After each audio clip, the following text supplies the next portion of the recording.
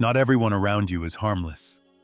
Some people drain your energy, cloud your judgment, and sabotage your progress without ever lifting a finger. They don't use violence, but smiles, silence, or subtle guilt. And most of the time, they do it quietly, casually, disguised as love, loyalty, or advice.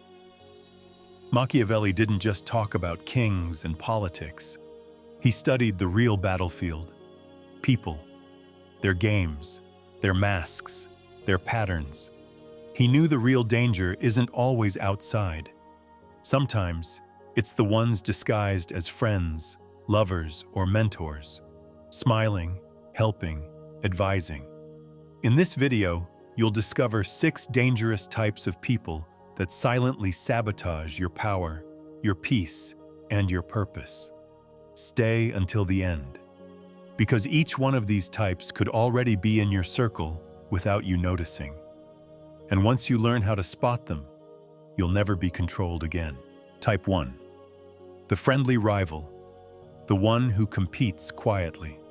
Not every enemy comes to destroy you. Some come to study you. They smile when you win, ask questions when you grow, and act supportive when you speak. But deep down, they're not cheering. They're measuring. This is the person who watches your every step, not out of admiration, but out of quiet jealousy. They don't confront. They compare. They wait. They imitate. And when the time is right, they try to beat you at your own game. In real life, let's say you have a colleague. They always compliment your progress. You're really killing it lately. But in meetings, they subtly correct your ideas in front of management. They speak just after you, say the same thing with different words, and take the credit. They don't attack you. They just make themselves seem slightly better. And that's enough to shift perception. When we talk about love, let's say you're in a relationship and she has a best guy friend. He's always available when you're not, always listening to her problems, always the first to reply to her stories. He never crosses the line, but something in his timing, his presence, his eyes, tells you he's waiting. He's not supporting her. He's positioning himself. Here's how a Machiavellian man protects his peace and position. Don't show all your moves. Don't explain your emotions. And most importantly, don't give easy access to your intentions. Be calm. Be kind. But be strategic. Keep your next step private. Let them guess. Because when people don't know what you're planning, they can't prepare to compete. And as Machiavelli said, never attempt to win by force what can be won by deception. But in this case, win by not playing their game. They want comparison. You give them silence. They want a race. You vanish from the track. Because mystery disarms the competitor, and the man who's unreadable is the man no rival can defeat. Type 2. The guilt dealer. The one who controls through emotion. They won't raise their voice. They won't argue. They'll just look hurt. And suddenly, you're the villain. This type doesn't command you with strength. They control you with emotional weight, guilt, sadness, silence. And before you realize it, you start bending, apologizing, and justifying things you didn't do wrong. In real life, you say no to a family request. They remind you of everything they've done for you, not out loud, but with disappointed sighs and cold distance. It's not a conversation. It's emotional blackmail dressed as love. Or, when you're in a love relationship, you ask for space. She cries. She says, "You've changed. You don't care anymore." And suddenly, the boundary you tried to set feels like an attack. You're not making decisions. You're managing her reactions. Here's how a Machiavellian man reclaims clarity. Learn to recognize emotional bait. Guilt is a feeling, not evidence. Pain is not always your responsibility. When someone tries to manipulate through emotion, respond with calm, not guilt. Set your boundary once, clearly, simply, and don't over-explain. Because if they gain power from your confusion, they'll keep using it. Machiavelli said, "A prince must learn how not to be good, not to become cruel, but to protect his mission from being drowned by emotion. Because the man who can't say no without guilt will say yes to his own destruction." Type 3. The compliment. Assassin. The one who cuts with praise. Not every compliment is admiration. Some are camouflage. Flattery isn't always a gift.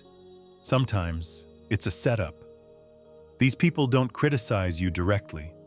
They smile first, then strike. They give you just enough approval to lower your guard, then slip the knife in gently. In real life, a coworker says, "Wow, I'm impressed. Didn't think you had it in you." It sounds like support, but it's really saying, "You're still beneath me." When we talk about love, she says, "You're so emotionally intelligent. Too bad you lack real ambition." Suddenly, you feel the need to prove yourself, not for your purpose, but for her validation. And just like that, she's leading, and you're performing. Here's how to outsmart them. Stop reacting to tone. Start tracking patterns. If someone's compliments always leave you doubting yourself, they're not boosting you, they're managing you. Anchor your self-worth in action, not approval. Let your results do the speaking. Let their praise or their shade bounce off your mission like wind off stone. Machiavelli warned, "The promise given was a necessity of the past. The word broken is a necessity of the present." Translation? What sounds supportive now might be a trap later, and flattery is often the most elegant weapon used to prepare betrayal. Type 4. The shapeshifter. The one who becomes who you want. Some people don't enter your life as enemies. They enter as mirrors. At first it feels like connection. Same goals, same mindset, same values. But what you're seeing isn't truth. It's strategy. They're not connecting. They're calculating. These people don't show you who they are. They show you who you want them to be, and they study you well enough to play the part until the mask starts slipping. In real life, you meet someone new. They agree with everything. They back your opinions, echo your values, applaud your vision. You think, finally, someone who gets me. But as soon as things get hard, or you say no, they disappear. Or worse, they flip, criticize, and act like you betrayed them. Because there was never a real bond, just a performance for proximity. If you're in a relationship, imagine this. She says she loves your discipline, your grind, your independence. But slowly, it changes. She starts teasing your habits, mocking your routines, asking you to soften, to slow down, to be less intense, until you're no longer living your rhythm, you're living hers. She didn't fall in love with who you are. She fell in love with the version she could mold. Here's an actionable solution. Don't trust alignment until you've seen resistance. People show who they really are when they don't get what they want. That's when the mask slips. So don't bond over opinions. Bond over patterns. Watch how someone behaves when you say no, when you're unavailable, when your vision demands solitude. That's when truth walks in, and actors walk out. Machiavelli taught, "Everyone sees what you appear to be. Few experience what you really are." That means one thing. Appearances lie. Patterns tell the truth. If you want to protect your peace, don't get fooled by chemistry. Look for consistency. Because no matter how well someone plays the role, time will always reveal the actor. Type 5. The eternal victim. The one who never takes responsibility. They always look innocent, always misunderstood, always surrounded by toxic people. But when you look deeper, there's one pattern they never admit. They start the fire and cry about the smoke. This person hides manipulation behind fragility. They create tension, conflict, drama, then escape accountability by playing the wounded soul.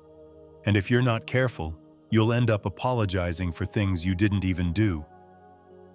In real life, you know this type. The coworker who always has a problem with someone, the manager, the team, the client. But when things go wrong, they blame timing, misunderstandings, everyone but themselves.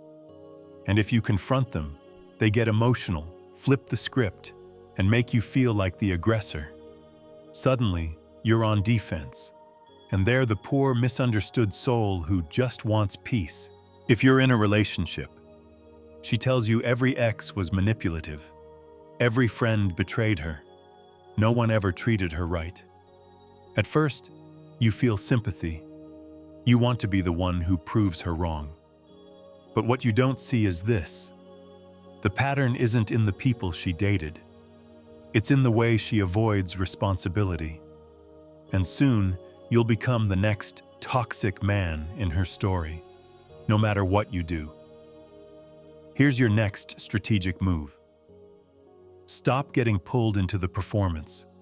Refuse to carry guilt you didn't earn. If every story makes them the victim, start asking who's writing the script. Watch their behavior in silence.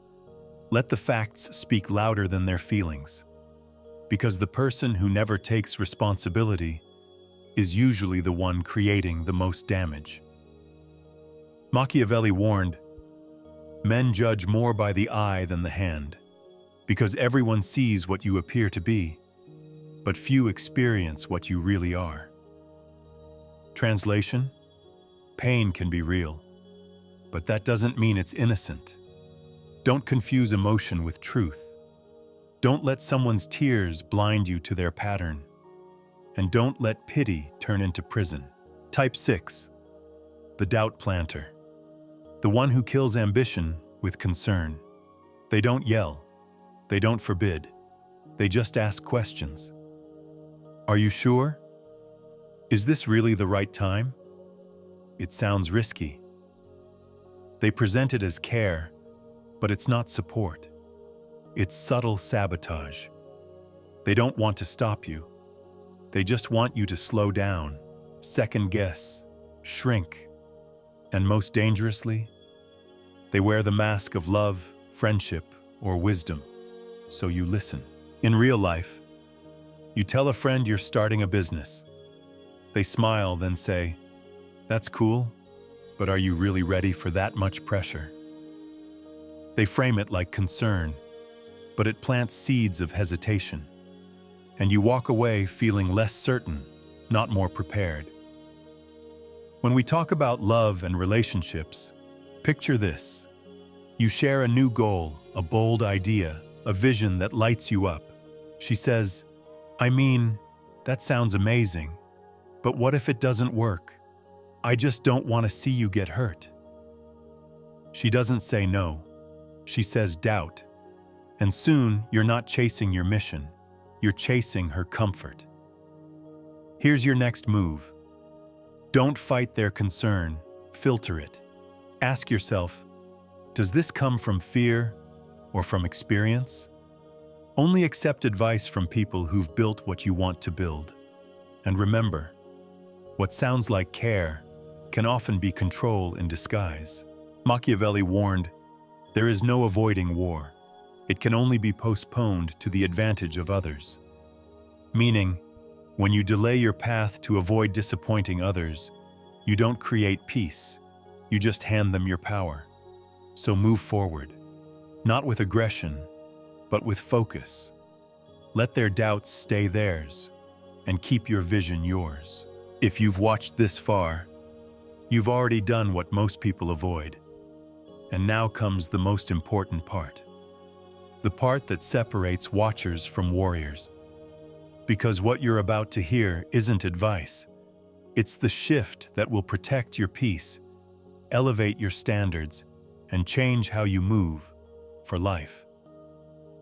The people who ruin your life won't always wear a mask. They'll smile. They'll support you. They'll say they care, while slowly pulling you off your path.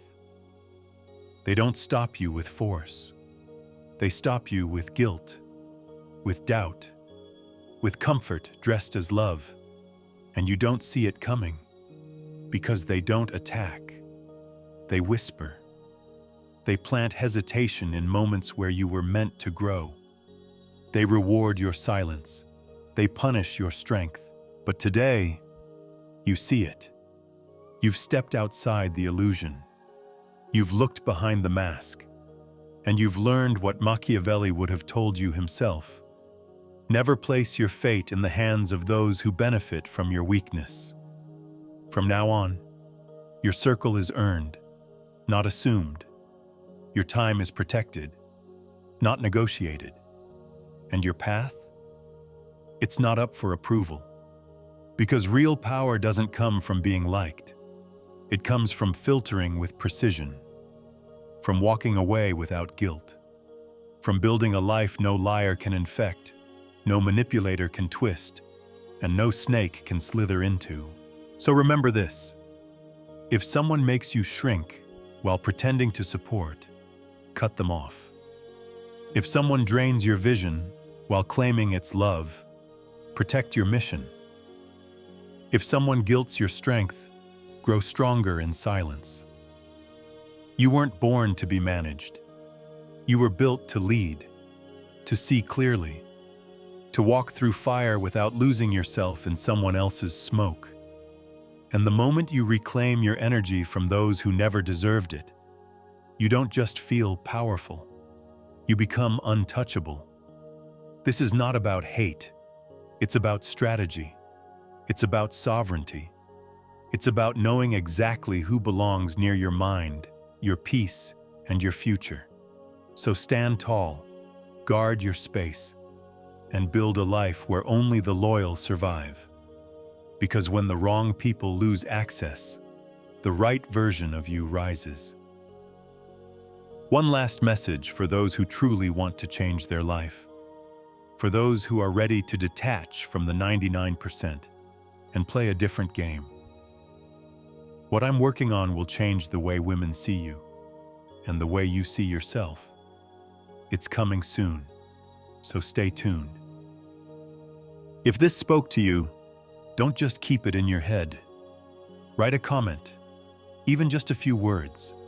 It helps you remember, and it might help someone else too. Hit the like button if you enjoyed this content, and share this with someone who, in your eyes, needs it right now. Just trust your instinct. We're all trying to get clearer, more solid inside. So let's build minds that don't break.